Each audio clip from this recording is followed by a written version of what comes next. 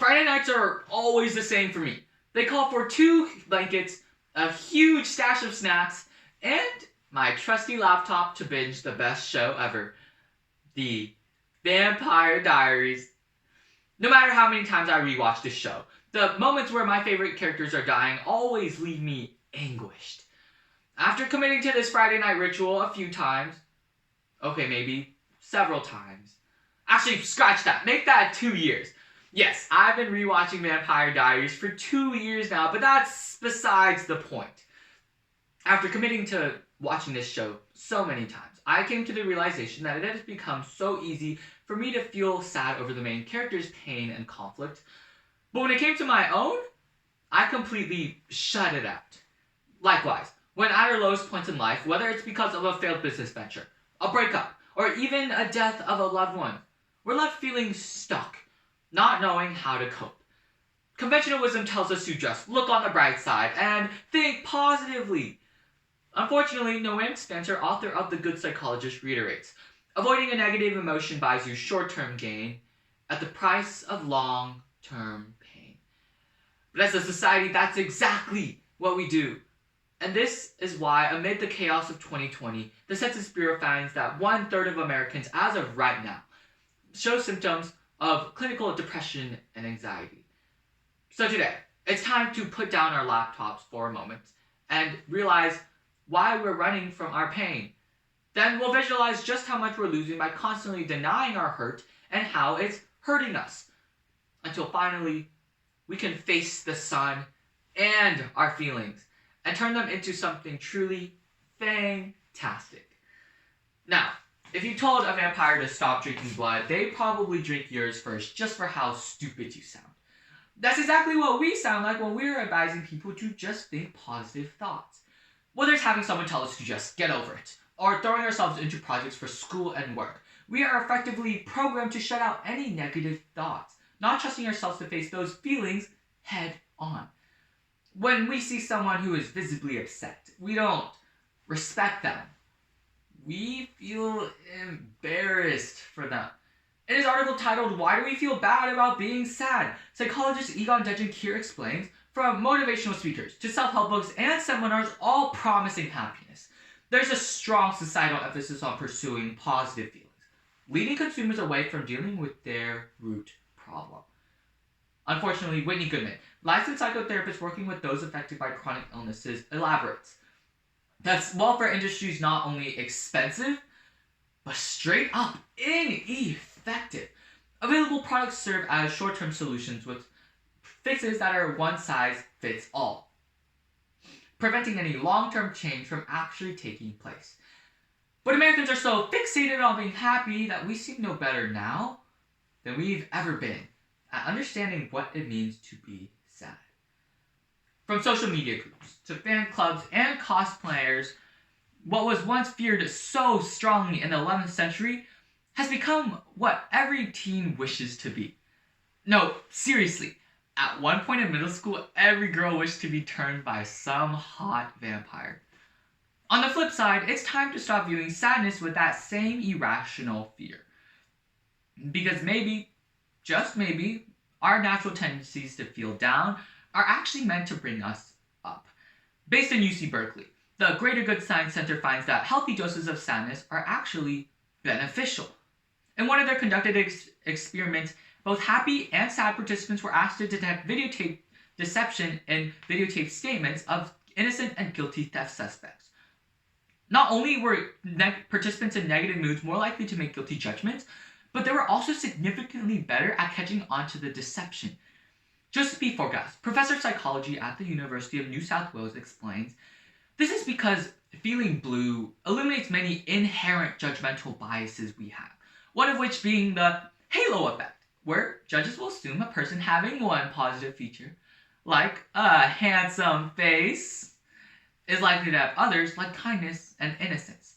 But Forgas furthers, feeling down in the dumps not only helps make better judgments, but also improves our memory by noticing small things a happy person would likely gloss over, act as motivation to get out of the status quo, and allows a more sensitive awareness of how others feel. How we respond to sadness is, in short, just sad. MentalHealthAmerica.org explains we do one of two things. We either deny the situations we're in, or we cover them up as a whole.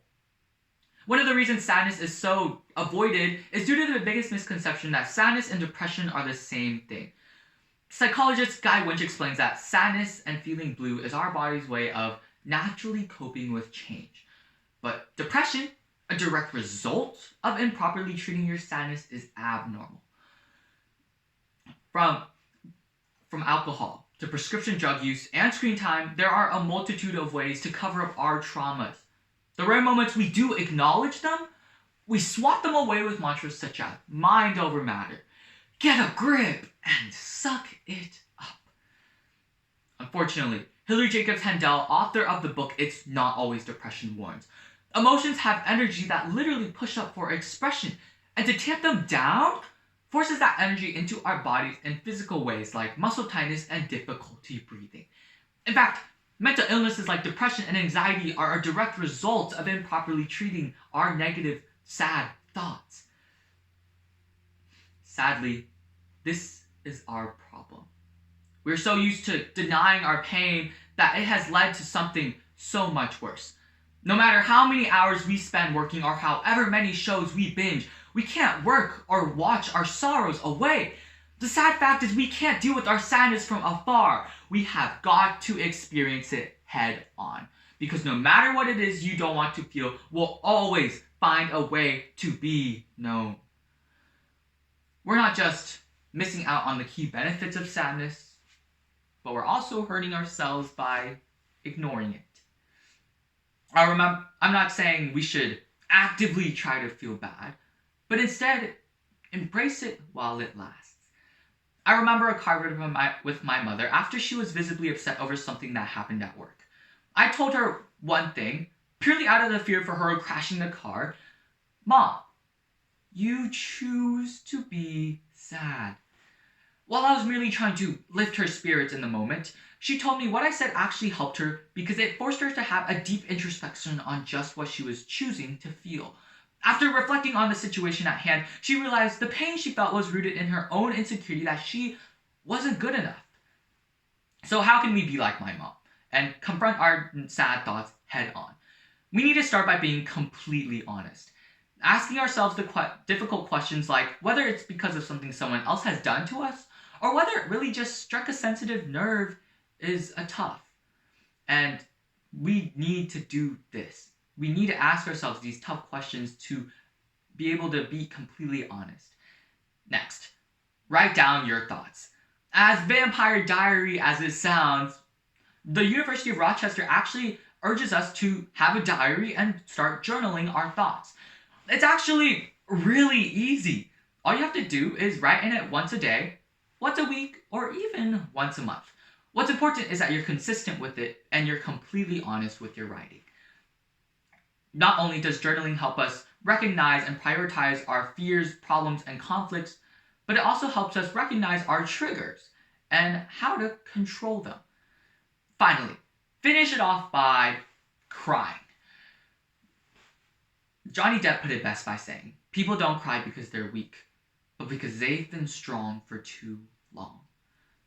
Hiroki Terai, creator of crying therapy, suggests us to have crying sessions where one will literally watch a sad movie or listen to sad stories in hopes of shedding a tear.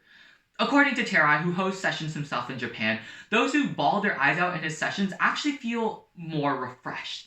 And just one teardrop can relieve stress for an entire week. While we can't just fly to Japan and join him ourselves, what we can do is take a moment out of our lives, just 1 minute, and let our tears run. Whether you're a fan of Vampire Diaries or not, we can all agree the perspective on vampires shifted from something menacing to something dreamy. Likewise, when it comes to sadness, it's up to us to choose how we approach it. We mustn't let society drag us down by determining our pain and sadness as something that shouldn't exist. We're only sad when something needs to change. And seeing how we live in a world where everything is changing all the time, it's vital that we take a moment out of our lives, just a minute, and truly introspect on just what we're feeling. Only then can we turn all of these negative thoughts into something truly Fang-tastic.